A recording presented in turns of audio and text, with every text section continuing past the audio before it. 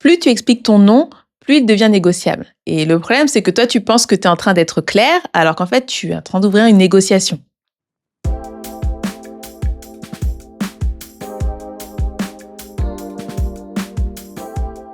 Tu vois, quand quelqu'un te demande quelque chose, toi, tu savais déjà que tu n'avais pas envie, que tu allais dire non.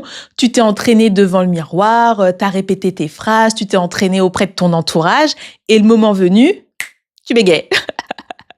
Ce mot en 3 lettres ne sort pas. Ce mot qu'on apprend quand on est tout petit, là, les enfants, ils nous agacent avec non, non, non. Mais ils sont en train d'apprendre à affirmer leur personnalité. Et adulte, parfois, on ne sait plus le faire. Et on se retrouve à faire quoi? À trouver des excuses. Donc, qu'est-ce qu'on va dire? Oh, malheureusement, je n'ai pas trop le temps en ce moment.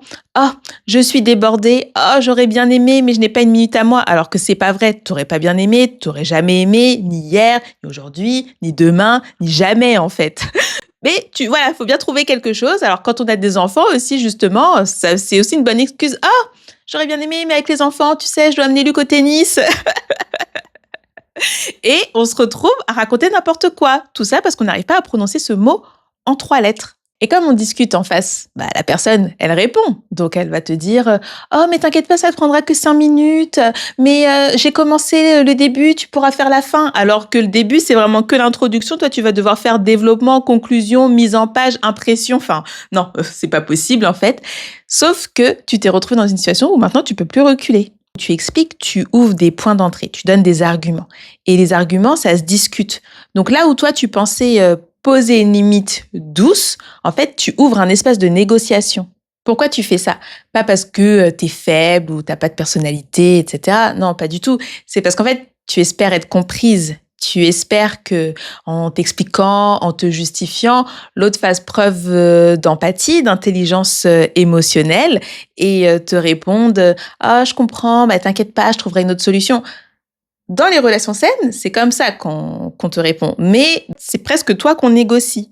Et toi, quand tu adoucis, arrondis les angles, dilues ton refus, en fait, tu changes le sujet de la conversation. C'est-à-dire que ton non, qui veut dire je ne veux pas, devient est-ce que mes explications sont assez suffisantes pour que tu acceptes ce que je viens de dire?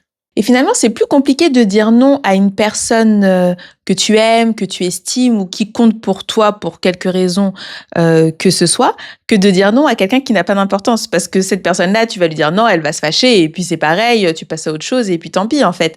Alors que quand c'est quelqu'un qui compte pour toi, que ce soit parce que c'est ton conjoint ou c'est quelqu'un de ta famille, tes enfants, tes clients, enfin voilà.